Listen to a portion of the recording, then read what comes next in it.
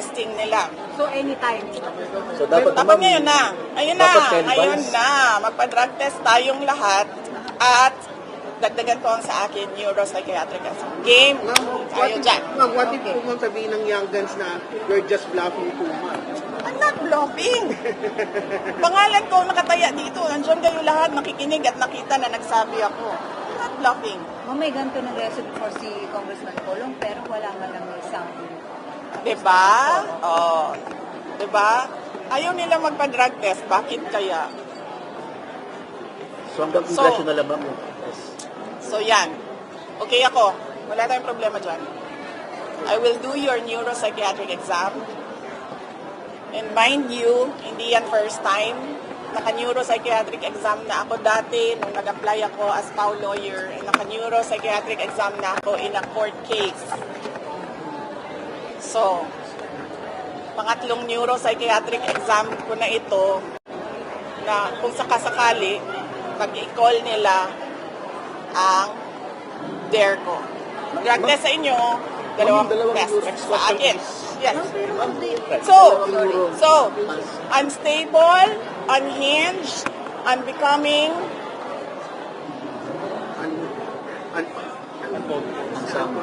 unsound mind. Yes, ma'am. Meron pa isang ulitin nyo na lang. Yes. I'm not any of those. Ang problema kasi ngayon sa mga politiko, they have never seen a politician who has nothing to lose. They have never seen a politician na IDGAF. Kung sa Bisaya pa, bala mo din na makigdumog ko sa kanal. Yan ang problema. Kasi, I am not like them. And ang tendency sa mga ganito na mga tao, sasabihin nila, crazy, lukaret, luka-luka, buang, Desperado, ma'am. desperada. Bakit ako desperada? I am Vice President of the Republic of the Philippines. I am not going anywhere. So anong ikakadesperada ko? Diba? So yan yung problema dyan. Yan yung problema nila. Because they've never seen anything like Sara Duterte. Hindi ako maareglo. Hindi ako mabayaran ng budget, hindi ako mabayaran ng pera. Ang laki ng problema nila. Kasi ngayon, ayaw ko na umahimik. Noon, walang nagsasalita kontra sa administrasyon. Ngayon, merong isang tao sasalita kontra sa... Nawawala ako sa akin. Sandali, saan ako? Doon sa... Saan? Tinatawag nilang buang. Tinatawag nilang luka-luka. They did that to MDS noon. Pero they cannot do it to me ngayon. Lahat ng psychiatric exam na gusto ninyo, let's go. Gusto nyo pa, televised ang exam, ang tests. So you're also challenging them na televised ang test? Oh, yeah. Dapat lang. Dapat nakalagay yan dun sa guide. Hindi pwedeng magsekreto-sekreto kayo dyan ng testing ninyo. Ha?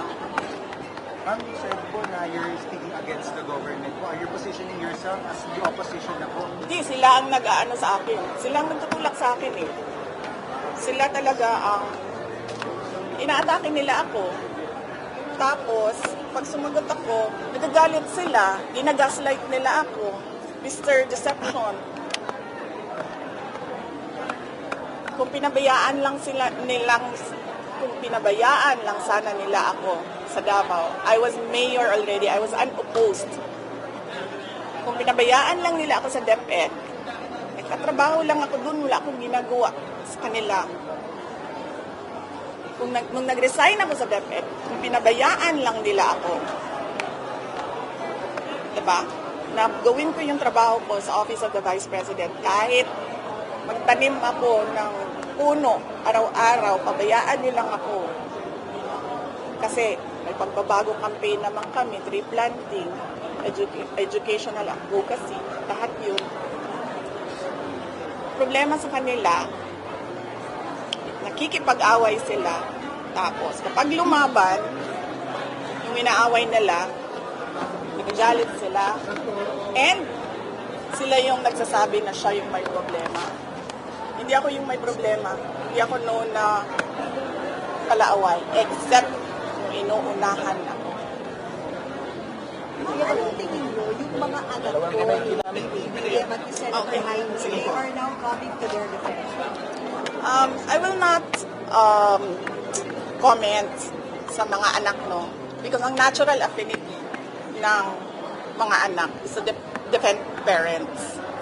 Ako lang naman yung anak na hindi nagde-defend kay PRD. Pero balik na rin natin, ganun din si PRD sa akin. Ang natural affinity na gagawin, natural na gagawin ni PRD is to defend me. Diba? Sinasabi nila noon, ginagaslight din nila kami, diba? O kasi may destabilization sa PRD, o may maisog. Ano bang ginawa ni PRD? Di ba nag-react lang sa ginawa nila sa akin? Eh, hindi nga ako nag-react nun eh. Hindi ako nagalit. Confidential funds, ano sabi ko? Fine, sa inyo na yan. Fourth quarter, sa inyo na yan. Hindi ko gagamitin. Hindi ko naman kailangan yan eh. Napapadali lang talaga ang trabaho kasi natatarget mo yung trabaho mo. Ano pang inano nila? Security, kunin namin lahat. Sa inyo na yan. Budget, kukunin nila lang. Sa inyo na yan. Nagalit lang naman ako noong yung nangyari doon sa graduate, yung namatay doon sa Davao City, sa tear gas, sa panggugulpe, at yung mga pinukpok na mga tao. And ngayon, nagalit ako kasi sa paghabol-habol nila sa akin, yung mga kasamahan ko, hinahabol din nila, excuse ko na lang, let's give them privacy, but one is already in depression, one is already contemplating suicide, one is in the hospital, may isa hindi nakakatulog. I agree sa pagmumura ha, hindi dapat magmura kasi may mga bata naririnig, pero gago talaga yan sila. Ako, wala akong problema. Pero yung ibang mga tao dyan na hindi politiko, na hindi naman nila hinahabol, pero ginigipit nila. Ma'am, How is pulot-dulo your ng pagkatake. relationship with Senator Jaime Marcos? Unang dulo na pagkatake, politics. Politika. Ano yan? Sinabi ko sa inyo, perpetuation in power yan. Gusto ko sana i-take up si Martin Romualdez eh, pero nag-promise ako sa inyo, di ba, na another time si Martin. Oo, sa susunod na. Ma'am, yun nga po politika. Sabi po kasi ni Governor Matthew Manoto na pinersonal daw nyo yung dapat sanay politika na. I-review nyo. Ayoko na banggitin eh. Lahat ng pagmemersonal nila sa akin. Pero i-review ninyo lahat ng ginawa nila sa akin. Sila ang nauna. Kayo ang nauna. Bakit? Because of envy and jealousy. Yan lang sisira sa bansa natin eh. Ma'am, are you talking yan o sa akin alam ng confidential funds? Hindi. Nagsimula ito pag-resign ko sa Lakas. Diba? Remember? Sinabihan ko siya. Martin. O, sa ibang araw na. Kasi madami na kayong material. Ma'am, for the record, what is your relationship status with Senator Jaime Marcos? And nag-usap na po ba kayo after that? After nung press con, tinext ko siya. And she was cold. Cold. Malamig. And then, meron siyang sinabihan ng common friend namin na naiinis siya sa akin at kay BBM. And then, sinabihan ko yung common friend namin. Sabihin mo sa kanya, huwag siya mainis sa akin at kay BBM. Mainis siya kay Lisa at kay Martin. Pero ano ba, friendship over na ba kayo ni Senator Jaime? Or ano ba, it's just a phase? No, hindi ko alam. I cannot speculate on what will happen tomorrow. But as far as we're concerned, ano si Senator Heidi Saipay? Para sa akin, she's a senator, she's a friend. I did not attack her. Alam niyo kasi ito si Remulla, nandun siya sa legal desecration of the dead. Sabi ko nga kanina, di ba? Talking about desecrating a body is not desecration of the dead. It is not illegal. It is taboo. Tabu siya. Meron sa atin dito, ayaw ang pag-usapan ng patay. Meron sa atin dito, okay lang na pag-usapan ng patay. Diba? It's taboo for some.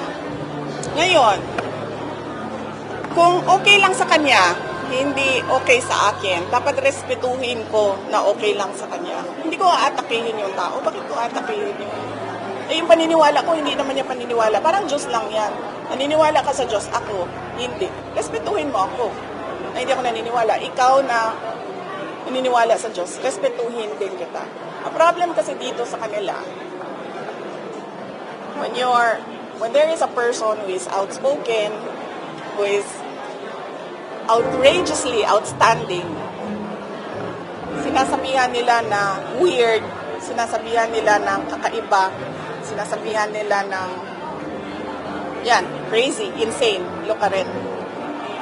There's nothing wrong with me, I'm just different. Respetuhin nyo yung not different ako sa inyo. Going back to Senator Ivy, you texted her, pero nag-reply naman po siya, kaya nasabi niyo po siya. May we know the context of that conversation. If you can share that with us. Siya na lang ipa-share ninyo kasi siya naman yung mas nakakatanda. Pero since then, hindi pa yung nakakapag-usap or get over the phone lang. Wala na kami nag-usap after nung nag-text ako ng messages. Ma'am, may below your message. Alam mo, yan sila lahat. Yung mga nagsasabi ngayon na pinag-uusapan niyo yung patay, simba ko lang, God forbid, pag yung sa tatay ko na yan, sigurado ako may bullshit dyan sa tatay ko. Kasi sabi din nila na why don't you just explain the allegations head on? Just to set the record straight daw, ma'am. Kasi it's just, it distracts from the issue, it lowers the level. Yung sabi ng mga councilors. Oo, kasi sabi nila, ako, Rather than ano trying yan, to nandyan yan, no. diba? Diversion. Diversion, yes. Well, it's a tie. Kasi ang ginagawa nila is a diversion from the nothingness that is this country is undergoing. This ginagawa nila is a diversion sa kagutuman, sa kahirapan, sa taas ng presyo, at sa kawalan ng mga Pilipino. Ginagawa nila ako diversion, gagawin ko din kung ano yung ginagawa nyo. Diba? Nung ba't the inflation rate Wala. is bumababa? Talo na kayo. Wala na. Kahit na anong gagawin nyo, talo na kayo. Actually po, sa Quadcom, inimbestiga ng AJK allegedly against President Duterte. Sa isang committee. Sino may-ari nito? Sa isang committee naman, inimbestiga din yung mga confidential fund. The Senate group, mag-open din po na about AJK. So, what's your thought on this group? Ginagawa nilang mga ganitong investigation. Oh, yan nga yung sabi ko. Yung sinasabi nila na diversionary tactic yung sa akin. Bakit sila nagsasabi na hindi ako sumasagot? Lahat ng pinadala nila na AOM, Audit Observation Memorandum, sa kanila naman galing yun, hindi naman sa COA yun, wala namang independent sa COA ngayon. Sinasagot namin. In the proper forum, we answer. May cases sila sa Supreme Court, sinasagot namin. Ayaw ko lang sumagot dyan sa ginagawa nilang circus. Hindi naman ako ang nagmumukhang tanga dyan sila kasi hindi na nila ginagawa ang trabaho nila and for what? Diversionary. Oy, sabihin nyo sa kanila, gutom ang mga tao. Gutom. Wala silang pambili ng pagkain.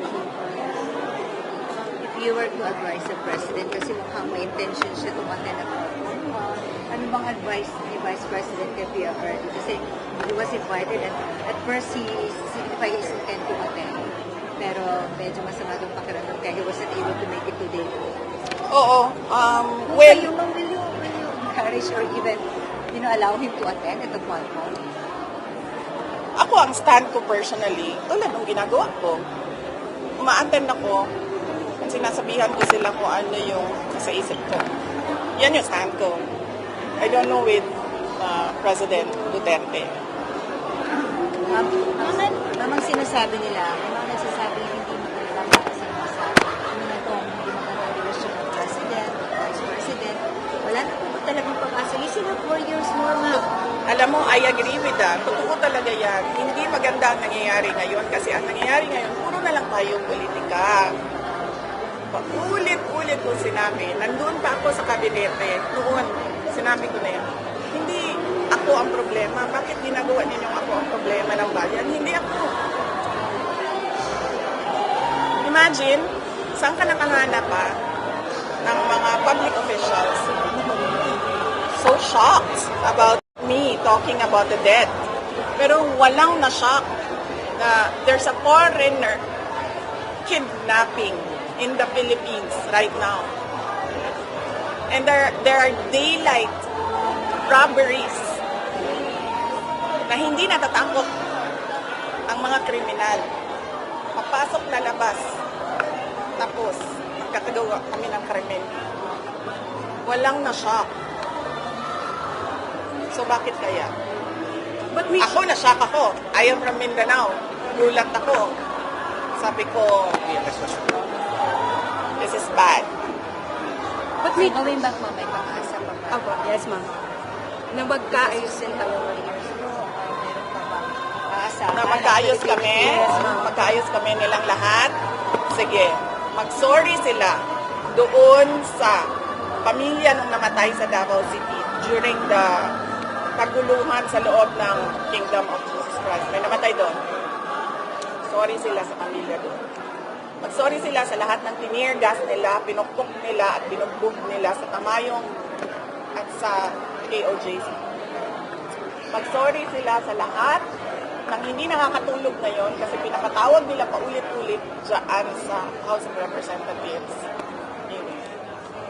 Hindi lang sorry na, oh sorry ah. Hindi. Pangalanan nyo lahat, sorry kayo sa kanila. Pag